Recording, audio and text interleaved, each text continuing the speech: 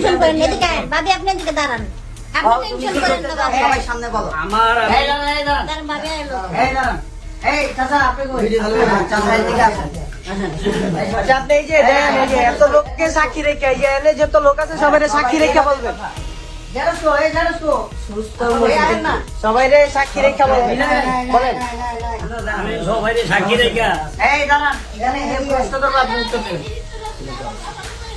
আপনি বলেন, এই যে এখানে যত লোক আছে সবাই সাক্ষী রেখা, হ্যাঁ আমাদের কাছে ভিডিও থাকবে, আপনি সবাই সাক্ষী রেখা বলেন। সাক্ষী রেখা আমি ওনাদের কাছে কিছু ঋণী আছি। এই ঋণের টাকার জন্য আমি আমার ছেলেরে আর আমার ওয়াইফে এখানে রেখে গেলাম। আমি যে সময়টা নিব, আমার সঙ্গে আরো দুজন যাবে দেশে, আমার এলাকায় যাবে, তারপর আমি জমি জমা সব ব্যবস্থা করে আমি ওই টাকাটা ওনাদেরকে দিয়ে আমি আমার ছেলে সন্তান নিয়ে যাবো। আর যদি টাকা ম্যানেজ করতে যদি না পারেন, টাকা না দিতে পারি তা আপনাদের আইনানুগ যে আছে, আপনার আইনানুগ ব্যবস্থা নেবেন। না না, আপনি যদি আর না আসেন, আমি না আসলে আপনাদের আইনানুগ ব্যবস্থা নেবেন। আপনার বউ বাচ্চা আপনি এখানে থাকবেন না, কার জন্য ব্যবস্থা নিবে? আপনার বউ বাচ্চা আপনারা যেটা স্ট্যাম্প করতে বলতে সেই স্ট্যাম্পটা আমি করে দিয়ে দিয়েছি।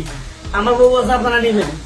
বুঝলেন? বাচ্চা আপনারা নিয়ে ঠিক হবে, কে বলবো? আপনারা বলছেন যেটা স্ট্যাম্প করছেন, আপনারা যে স্ট্যাম্প করবেন, স্ট্যাম্পে যেটা শর্ত থাকবো। বাচ্চা নিতে রাজি হ্যাঁ, ভাবি আপনি এই ব্যাপারে কি বলেন? আপনার হাজবেন্ড যে কথাগুলো বললো এটার সাথে কি আপনার সহমত? যে আপনার হাজবেন্ড টাকা নিয়ে আসবে, টাকা নিয়ে আসবে, আমার ছেলেকে আমাকে নিয়ে যাবে। আপনি কি হন? আপনি কি হন? বাবা হয়। আপনি কার বাবা হন? মেয়ের ওনার বাবা হন। আপনি কি শুনতে পারছেন? এখানে কেউ আপনাদেরকে চাপ বা প্রেশার দিয়ে কথা বলাইছে? জোরপূর্বক মারধর কেউ কিছু করছে? আপনার জামাই যে ঋণ করছে, প্রতারণা করে যে টাকা মানুষের কাছ থেকে হাতিয়ে নিছে, এটা কিন্তু সে বাড়িতে যে জমি হোক যেভাবে হোক টাকা ম্যানেজ করে তাদের বান্না টাকা শোধ করবে। এই ব্যাপারে কি আপনি এখন শিওর যে সে বাড়ি থেকে ফিরে আসবে?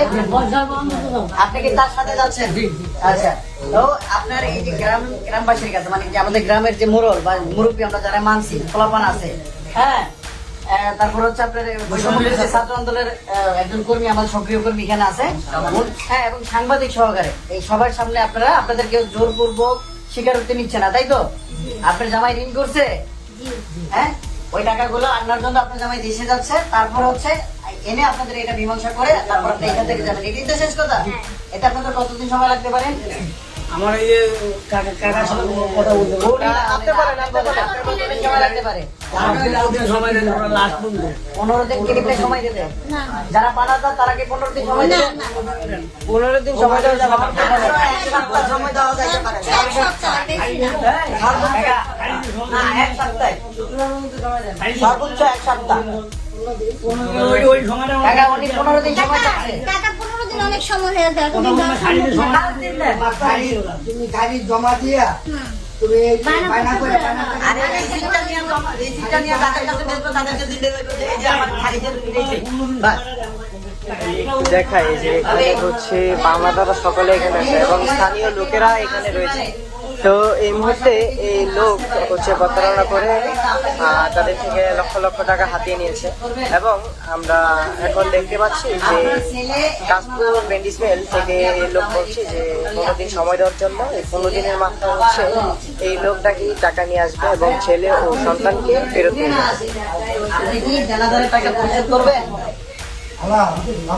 করবেন কি করবেন না? হ্যাঁ, জোরে বলেন, জোরে। হ্যাঁ, আপনি কি স্বেচ্ছায় বলতেছেন? হ্যাঁ। আপনার হাজবেন্ডের জানা আপনি পরিশোধ করবেন? ঠিক আছে, ধন্যবাদ। ওকে। আপনি আচ্ছা, আপনার বাড়িটা জানি কোথায়? কুড়িপাড়া। মদনপুর কুড়িপাড়া। জি, আচ্ছা।